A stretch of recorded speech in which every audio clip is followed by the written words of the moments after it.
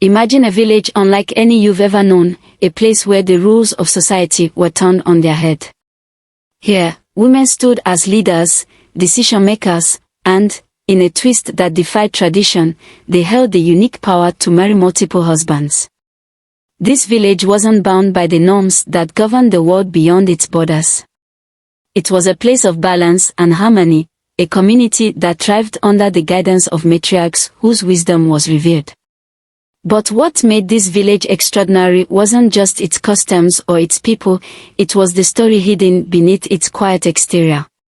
A story whispered through the generations, one filled with secrets, unexpected alliances, and a legacy that would leave its mark on those who dared to remember it. Tonight, we bring you this tale. A story of power and resistance, of choices that shaped lives and decisions that would echo far beyond the borders of their time.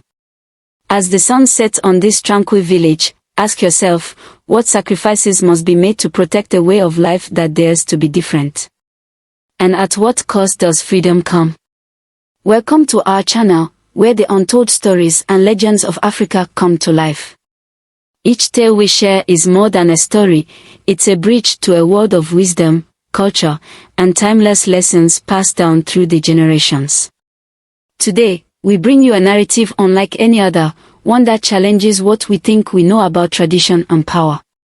It is the story of a village where women held not just influence but authority, where they chose their husbands and decided the fates of their people.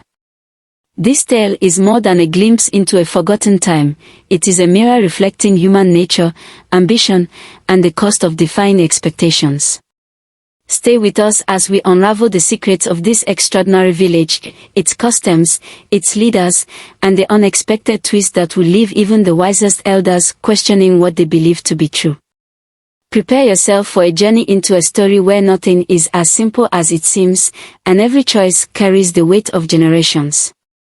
What lies at the heart of this village is not just a tale of women in power but a deeper, more profound question: how far would you go to protect a way of life that others cannot understand? And in the struggle to preserve what is yours, what do you lose along the way? This is the story of the village where women held the reins, a tale passed from storyteller to storyteller, so vivid it feels as though it happened only yesterday. Let us begin. In the heart of this extraordinary village lived a woman named Adeola. Her name meant crown of wealth, and she embodied it fully, not in the material sense, but in wisdom, grace, and an unshakable determination to protect her people.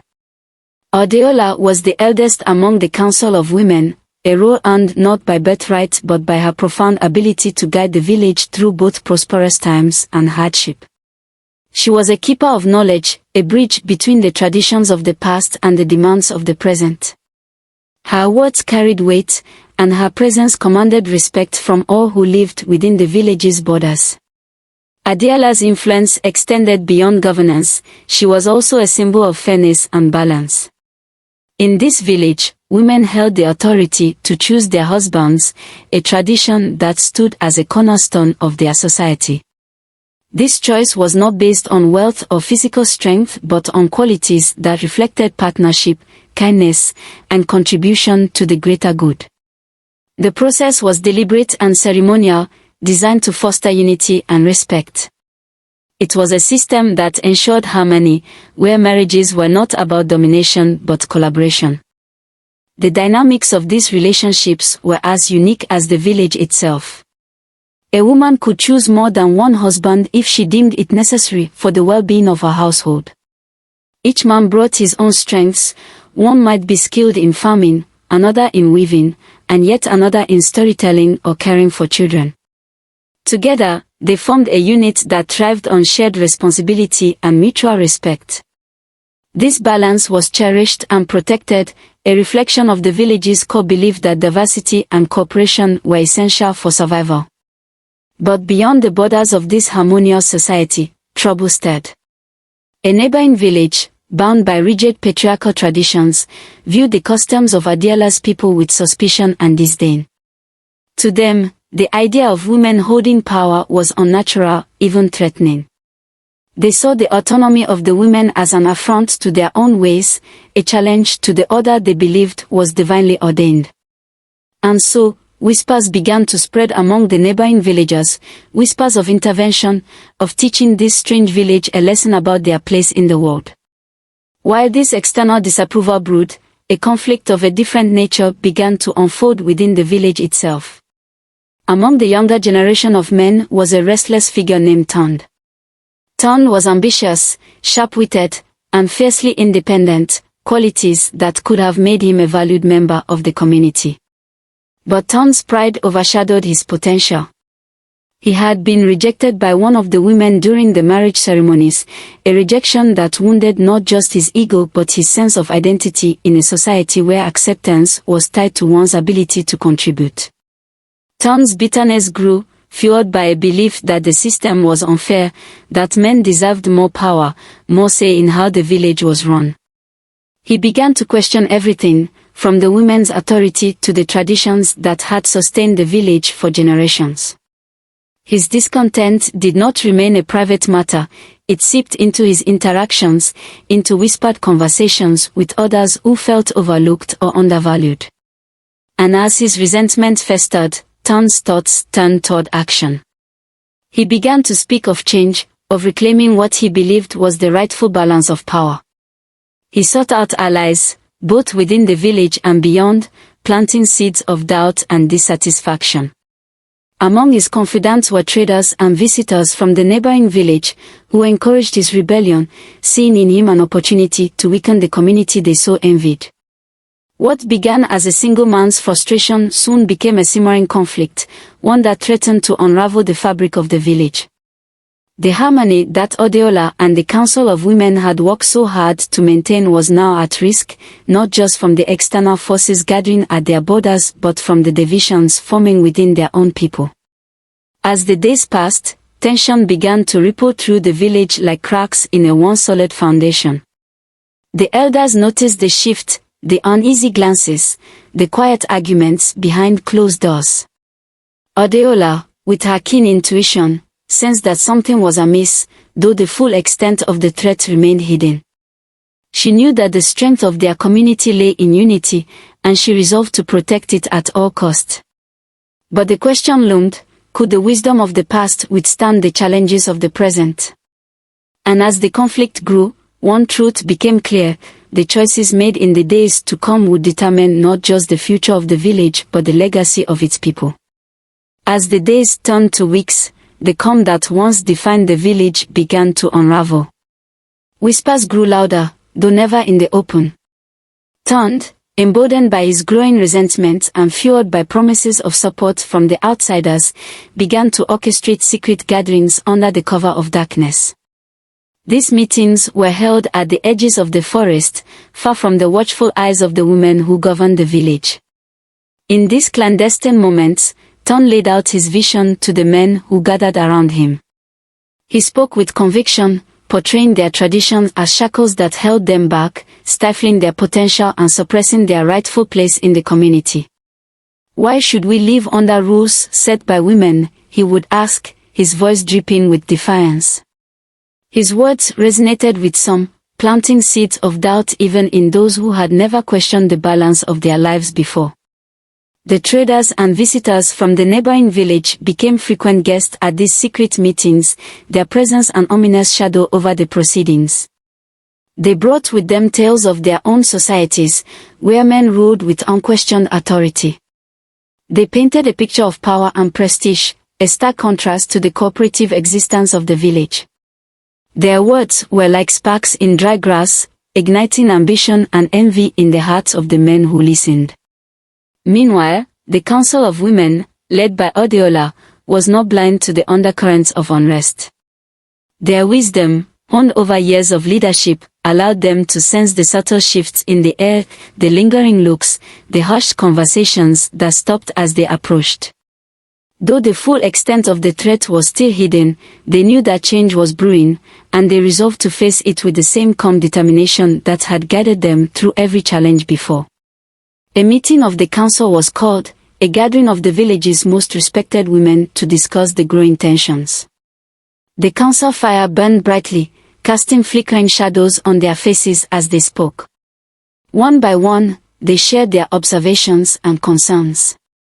The youngest among them, filled with the fiery spirit of youth, called for swift action, urging the council to confront the men and demand accountability. But Adeola, with the measured tone of experience, counseled patience. "We must not act in haste," she said, her voice steady and calm. "A storm cannot be calmed by shouting at the wind. We must understand the root of this unrest before we can address it. Only then can we find a path that preserves our unity." Her words carried weight, and the council, though divided in opinion, deferred to her wisdom. The villagers themselves were caught in the growing tension, their emotions as varied as the stars in the night sky. Some, particularly the younger men, began to question the traditions they had always accepted, swayed by Tunde's rhetoric. Others, loyal to the old ways, felt a deep unease, fearing the consequences of such division. The women, too, faced conflicting emotions. Some were angered by the audacity of those who sought to disrupt their way of life, while others were saddened by the fractures forming within their community. The days grew heavier with unspoken tensions, the air thick with the weight of what was to come. And then, one fateful night, everything changed. The council fire had long since burned out, and the village lay in quiet darkness, the kind of stillness that comes before a storm. Unknown to most, a group of men, led by Tunde, had gathered once more in the forest. But this was no ordinary meeting. This time, the traders had brought more than words, they had brought a plan. "Tomorrow," Tunde declared, his voice cutting through the night like a blade, "we will show them that their time is over. We will take back what is ours, and this village will never be the same." His words were met with murmurs of agreement, though not all who heard them felt the same fire of rebellion. Some hesitated, their loyalty to the village and its traditions warring with the doubts that had taken root in their hearts.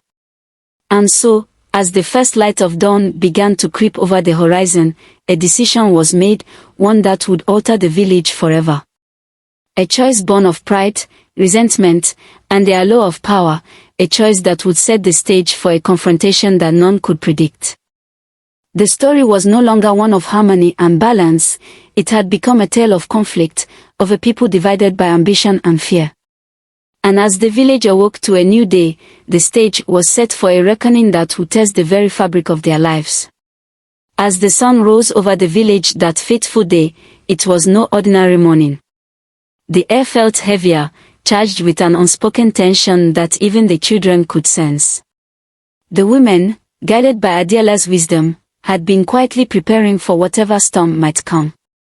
They had not sought confrontation, but they were ready to defend their way of life should it come to that. By midday, the village square was filled with an unusual stillness. The men, emboldened by Tunde's leadership and the promises of the outsiders, began to gather, their faces marked with both determination and uncertainty. Tunde stood at the forefront, his voice strong as he called for change, for a new order where men would lead, where the traditions of old would be swept away. But Tunde was not the only one who had been preparing. Adeola and the Council of Women had been watching, listening, and planning. They understood that a direct clash of force would not serve the village, it would only deepen the divisions and lead to ruin. Instead, they relied on the strengths that had always guided them, strategy, unity, and the ability to turn even the fiercest storm to their advantage. When Tunde called for the women to relinquish their authority, Adeola stepped forward, her calm presence silencing the murmurs of the crowd. She did not raise her voice, yet it carried with the weight of generations. "Before any decision is made," she said, "let us hear the truth from all sides. Truth does not fear the light, and neither do we." The women had anticipated Tunde's moves and had set a plan into motion long before his rebellion had taken shape. Among the men who stood with him were some who had feigned allegiance to his cause but remained loyal to the council. These men had reported his dealings with the outsiders, the promises he had made in exchange for their support. As Adeola spoke, one of these men stepped forward, revealing the truth of Tunde's betrayal. The crowd gasped as he recounted how Tunde had conspired with the neighboring village, agreeing to undermine the traditions of their people in exchange for personal gain. The council had even gathered proof, a collection of goods and tools given to Tunde by the traders, bribes meant to secure his loyalty. Tunde's face darkened as the weight of the revelation settled over the crowd. His followers began to murmur among themselves, their confidence in him faltering. But Tunde was not ready to give up. "They twist the truth," he shouted, his voice desperate. "They fear change because they know their time is over." Before Tunde could rally his supporters again, another voice emerged, this time from within the council itself. It was a woman named Olabisi, one of Adeola's closest advisors. She stepped forward and admitted her own role in the unfolding conflict. Olabisi confessed that she had secretly supported Tunde's cause, believing that a shift in leadership might bring a new kind of prosperity to the village. Her betrayal cut deep, not only because of her position but because of the trust she had broken. Adeola, though visibly shaken, did not lash out in anger. Instead, she turned to the crowd and said, "Even in our midst, there is doubt. Even among us, there is fear. But this is not a time for division. This is a time to remember who we are, what we stand for, and why our ancestors entrusted us with this way of life." Her words, steady and deliberate, reminded the villagers of their shared history and the values that had sustained them through countless trials. In that moment, the tide began to turn. Tunde's supporters, faced with the evidence of his betrayal and the wisdom of Adeola's words, began to step back. Some openly denounced him, while others simply walked away, unwilling to take part in a cause that now seemed misguided. But Tunde was not ready to surrender. In a final act of defiance, he called for the traders to intervene, believing their influence would tip the scales. Yet, the women had anticipated this as well. Through quiet diplomacy and strategic alliances, they had already reached out to the neighboring village, appealing to their sense of honor and community. When the traders arrived, they found themselves isolated, their promises of power and wealth empty in the face of a united village. The confrontation ended not with violence but with wisdom. The women, led by Adeola, demonstrated that true strength lies not in force but in the ability to bring people together, even in the face of division. Tunde, stripped of his influence, was given a choice, to remain in the village and work to rebuild the trust he had broken or to leave and seek his fortune elsewhere. He chose the latter, his departure marked not by anger but by the quiet understanding that his choices had led him down a lonely path. As the village began to heal, the council called for a gathering to reflect on what had happened. Adeola stood before her people and said, "We have faced a great test, one that has shown us both our strengths and our flaws. Let this be a lesson to us all, that unity is not given, it is earned. And it is through our choices, not our words, that we honor the legacy of those who came before us." The village emerged stronger, not because it had avoided conflict but because it had faced it with courage and wisdom. Some traditions were reaffirmed, while others were adjusted to reflect the lessons learned. The balance of power remained, not as a rigid structure but as a living, breathing testament to the resilience of their people. And so, the tale of the village where women held the power became not just a story of leadership but a reminder of the strength that comes from community, the value of trust, and the enduring truth that harmony is not found in silence but in the voices of those willing to stand together. This tale is more than just a story of power and conflict, it is a reflection of the values that sustain a community through both harmony and adversity. At its core, it reminds us that the strength of any society lies in its ability to embrace diversity, not just in the roles people play, but in their ideas, contributions, and perspectives. In the village where women held power, leadership was not about domination or superiority, it was about balance, wisdom, and the shared responsibility of guiding the community toward a better future. From the council's ability to navigate the challenges of rebellion to their approach to conflict resolution, we see the power of thoughtful leadership that listens, considers all voices, and acts not out of fear or pride but with the well-being of all in mind. Adeola's ability to maintain calm in the face of betrayal and her focus on unity over punishment highlight the qualities of a true leader, one who prioritizes the collective good over personal victory. The tale also underscores the importance of community.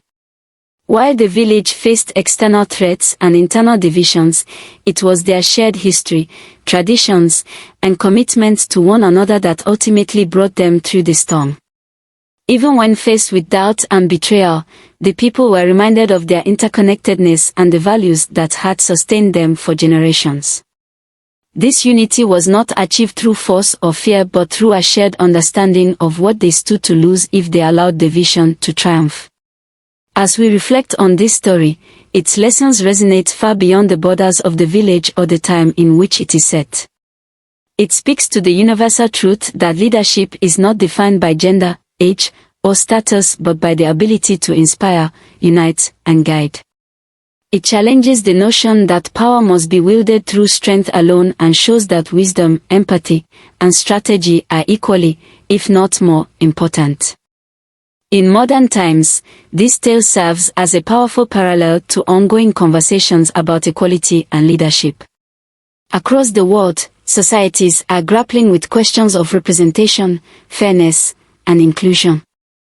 The story of this village offers a blueprint for what leadership can look like when it is rooted in respect and collaboration rather than hierarchy and exclusion. The idea of women holding authority and shaping the future of a community is no longer an anomaly, though it remains a challenge in many parts of the world. This tale reminds us that diversity in leadership, whether based on gender, culture, or experience, is not a threat but a strength. It fosters innovation, resilience, and a sense of shared purpose. Furthermore, the story highlights the dangers of division and the importance of addressing dissent with understanding rather than aggression. Tunde's rebellion and the eventual resolution of his conflict remind us that dissent often arises from misunderstanding or a sense of exclusion. By addressing the root causes of unrest and finding ways to bridge divides, communities can emerge stronger and more unified. This folktale, like so many others, carries wisdom that transcends its time and place.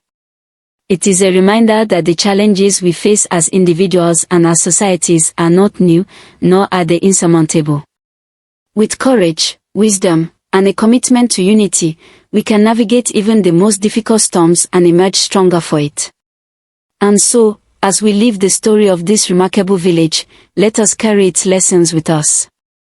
Let us strive to build communities that value every voice, leadership that is guided by wisdom, and relationships that are built on mutual respect. In doing so, we honor not just the people of this tale but the countless others who have passed down their stories, their wisdom, and their hope for a better future. As this tale of leadership, resilience, and unity draws to a close, we turn to you, our audience. What did you think of this remarkable story? Do you believe the women's leadership was justified in the face of tradition and dissent? How would you have handled Tunde's rebellion or Adeola besides betrayal? This story raises many questions, and we'd love to hear your thoughts. Share your perspective in the comments below. Your voice is an important part of continuing these timeless conversations. If you found this story as captivating as we did, don't forget to give this video a thumbs up. It helps us share these extraordinary tales with more people who, like you, are curious about the wisdom and wonder of African folklore. And remember to subscribe to our channel, so you never miss another story that delves deep into the heart of these timeless traditions. We have so many tales yet to share, and we'd love for you to be a part of this journey. Thank you.